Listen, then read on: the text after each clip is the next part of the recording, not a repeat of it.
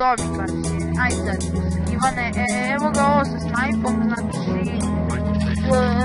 snimat ću dok ne ubijem sve sa snajpom, ali ti skini koliko ja editujem koliko ti hoćeš.